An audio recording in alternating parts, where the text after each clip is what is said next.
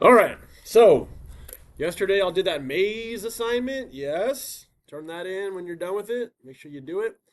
There was one question on the maze assignment that some people got stuck on. So in case you were still stuck on it, I wanted to make sure you knew how to get rid of a negative fraction if you were finding the inverse. Okay. So you might remember the rules for finding an inverse, right? These rules.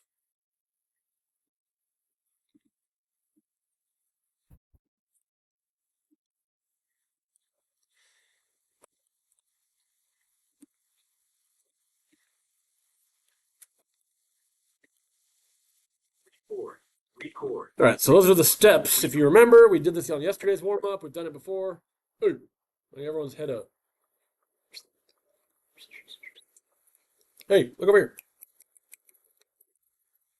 Now, you got the warm up sheets. All right, so step one, write f of x as y. So let's do that. So, well, it's already y. Check. All right, step two, switch x and y. Right? You're not sorry. All right, so now the y is an x equals, and then negative 4 over 3, and then a y. So we already had it y equal y instead of f of x. We switched x and y. Now the hard part, solve. So on that maze assignment yesterday, when you had this step, what did you need to do? You needed to do the opposite. Do the opposite of negative 4 over 3. So let me tell you how to do this. Whenever you have a fraction, okay, to get rid of it, you multiply by its opposite. What's the opposite of a fraction? What should you do to that fraction to make it opposite? Flip it. If you flip the fraction, that'll be its opposite. So to get rid of a negative 4 over 3, I'm going to multiply by, keep it negative, but it's going to be 3 over 4. And if you do it over here it's going to be times negative 3 over 4. So on the right side, so you see how you had a negative times a negative? Isn't a negative times a negative a positive? So those cancel out. And then 4 over 3, 3 over 4. There's a 4 on top and bottom. They cancel out. There's a 3 on top and bottom. They cancel out. And now we just have y. That's what we wanted. Just y equals. And the other side is negative 3 over 4x. Okay? So when you're doing yesterday's assignment, you should end up at a problem just like this. Yes, sir. And then the final way you would write it is f inverse with a little negative 1 of x equals negative 3 over 4 x. So, make sure I got this up here so no one's like wondering. Make sure you have the warm up. Look at this from yesterday. Yesterday.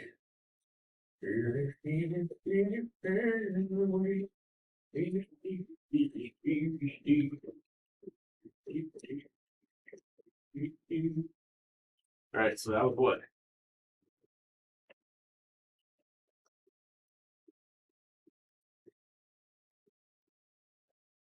All right.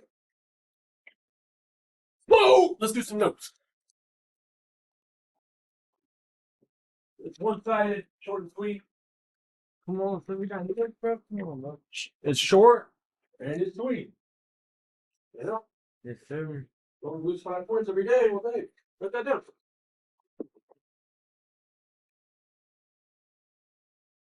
All right, sir. I'm gonna lock in. I'm gonna lock in like the last 2 weeks of school.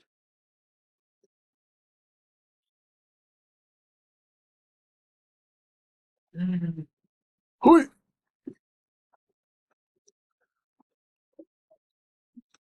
Ow. Hit my knee. Isn't that long? No. What? It's not that long. The law? No, like it's not that long. Yeah, it's not that long. It says one side, one page. All right. Linear functions crash course. Whoa. Where's the day at Six Flags? Y'all go to Six Flags? Yeah. Now you can't without a chaperone. Got him. Oh, okay. Well, during certain times. After. Yeah, some random kid came up to me and my wife and were like, "Oh, can you be my chaperone?" I was like, "Heck no. I don't know you." Yeah, I said no. Because what if? Oh, yeah. Well, they were there before. They were trying to leave. They come back in. I don't know. Well, some people. It's always the bad ones, right? There's some kids who are up to no good.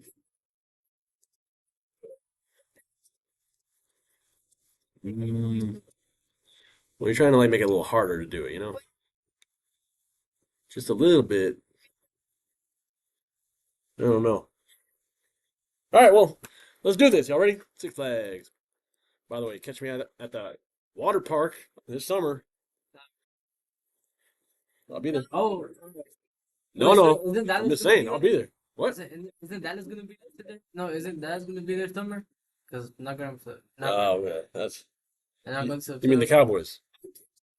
That is fine. Saying Cowboys. Uh, They're both going there. what?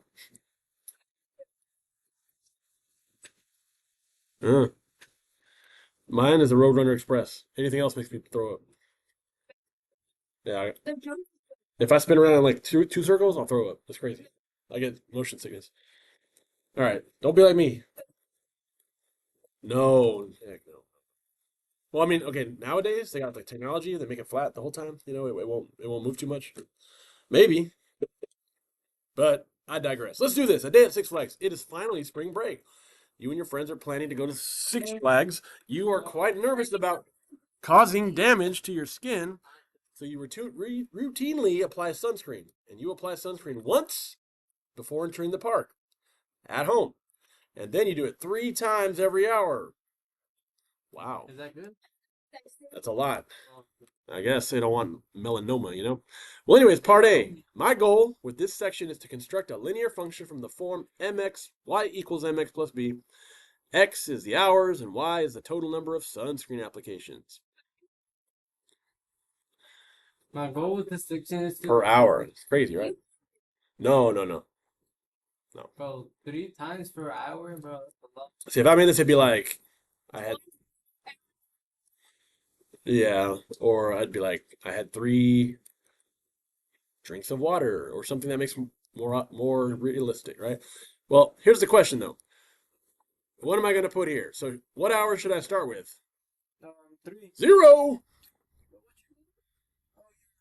You know, there's no negative time, and you don't want to start at 1 because You can't. it talks about being at home, which is before you even get there, right? Yeah, yeah, So yeah. at 0 hour, how many sunscreens did they apply? 1. So does it make sense that it's 0, 1, not 1, 1? 0 because it hasn't started yet. So 3 times 3. Now, but did you say 3 times? Huh? You're not saying multiply by 3, are you? No. Okay. Okay, yeah. So wait. So it's 3 times every hour. So you've already done 1, and now you're gonna, add 3. So now how many times have you done it? That's linear. You're adding the same amount each time. So after another hour, you add another 3, and you get 7. And then plus 3 is 10, and plus 3 is 13. Right? 4 hours. Uh, it's not realistic. You're right. But this is how you would do it. Now here's the question: what's the rate of change? Right? Rate of change. Let's see here. So, let me tell you how to do the rate of change, okay? Rate of change is another word for slope. Put slope on top of that. Slope. Well, how do I get the slope? Now, there's a few ways to do this. You can do it just by looking at the table and do a little bit of math in your head, or you can use Desmos. I'm gonna show you both ways. Okay, here's how you would look at it and figure it out. Now, the right side is adding 3 each time. What is the left side adding each time? Well, Yeah, just plus 1, plus 1, plus 1, plus 1. Okay, so the slope, the rate of change, this is a here's how you draw it. The symbol is triangle Y over triangle X. Okay, I know this is like tiny. Let me try to zoom in a little more. Okay, you with me? Fill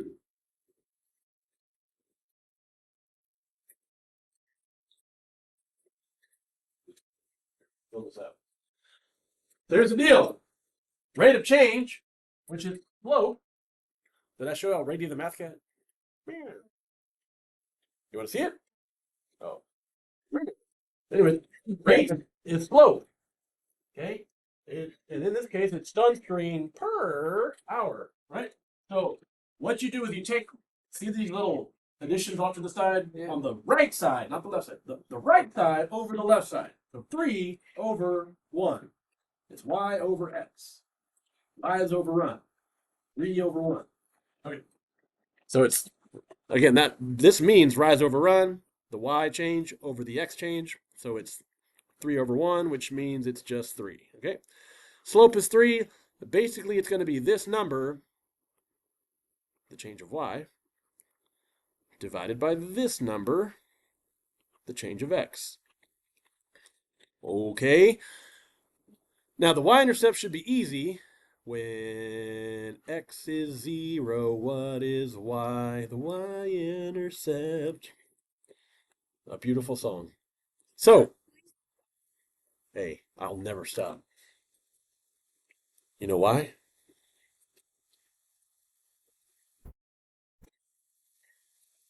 You know that old lady over there on that picture on my side of my desk?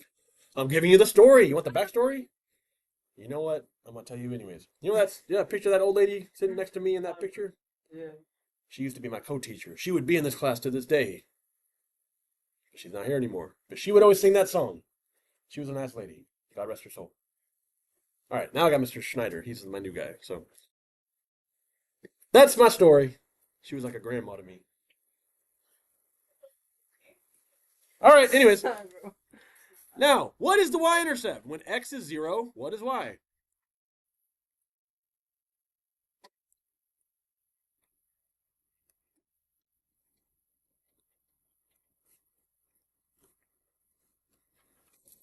When x is 0, what is y?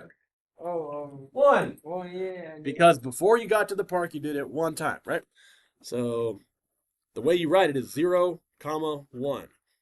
That's the y value when x is 0, okay? So check it out.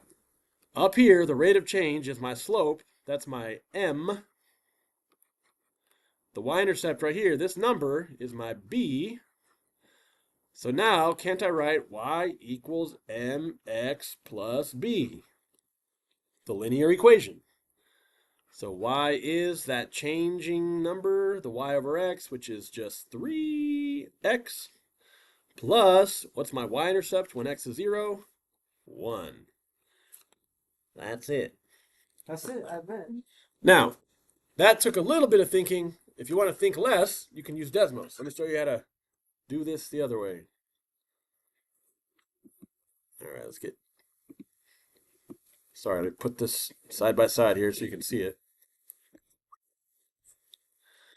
So, how do you make a table in Desmos? What do I press up here? Plus sign, table. Wait, wake up. I'm showing you how to do this easier way. Come on. 0, 1, 2, 3, 4. And then you type in your numbers 1, 4, 7, 10, 13. Now, if you put in a table, you can get it to give you this equation without having to really think too much. But I want you to see what you need to press. So, does everyone see where my cursor is? See where my finger's pointing? This is add regression off to the left here. This is your friend. Everyone's seeing this. Wake up! I'm trying to help you. If you put in a table and you click this, it looks like 4 dots with a line going through the middle. If you click that, and then you see, and it's going to stay linear, what does it show me right here? Do y'all see this equation? Isn't that like exactly what we wrote over here? But it just gave it to you. Isn't that easier? Okay, so you can do it either way. Type in but you have to get the table right. You know what I'm saying? So if you have a good table, and you press that button, if you press that button, when you have a good table, it'll give you the linear equation. Okay. Okay. I'm playing cool. Yeah. Yes, we're almost done. So, our equation from part A should not be surprising. What does the M represent in the context of this problem? The rate of change or the sunscreen per hours? Sunscreen number of sunscreen applications. Oh my gosh. Bro, my goodness.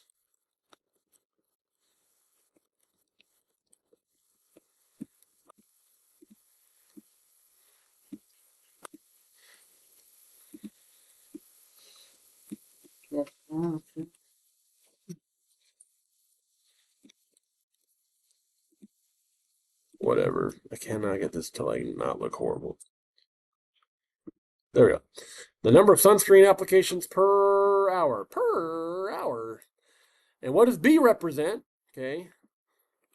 The initial / starting number of sunscreen applications. See if any of that stays on there. Cool.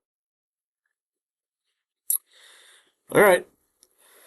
Now, you need to graph this. So once again, can you take a bunch of points on a table, plot them on a graph? So 0, 1, put a point there.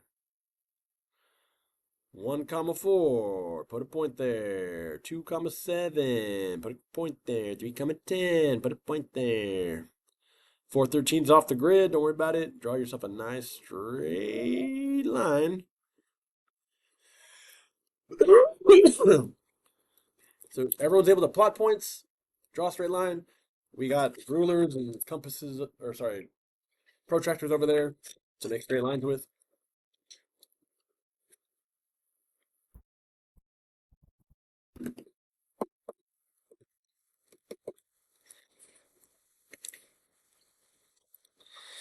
So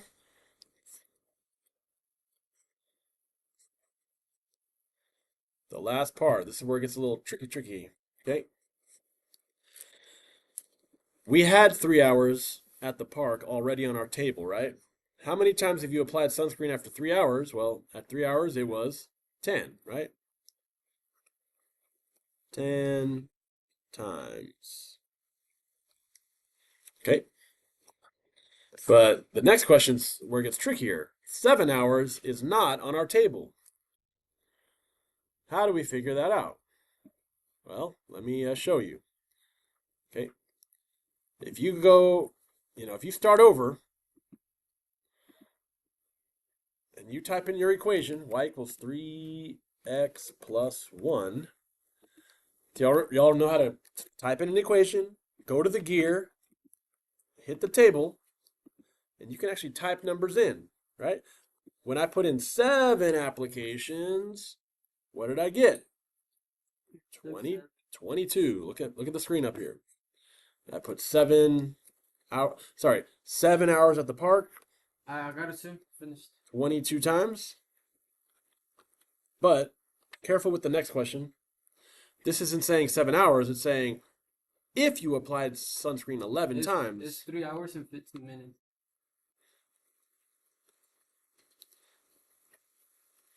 3 hours would be 10 and 15 minutes. So Am I right? This is not a good question. Because you don't do partial applications. That doesn't make any sense. I know. All right. Well, let's change this number here. Sure. Let's put 16 times. What if you did it 16 times? Typo. 16. So like you could just like kind of guess and check here. Like you could say 3. Okay, what about 4? What about 5? And whoa, there it is. 5 hours gives you 6 applications, 6 times. So that's on the 5th hour. So 5 hours. So please be careful. If they're asking you for hours, that's on the X. that's an X. But if they're asking you for times, that's a Y. Okay, so I'm going to leave this up here. And I'm going to pass out your assignment. You got a couple of these to do. Okay, here we go.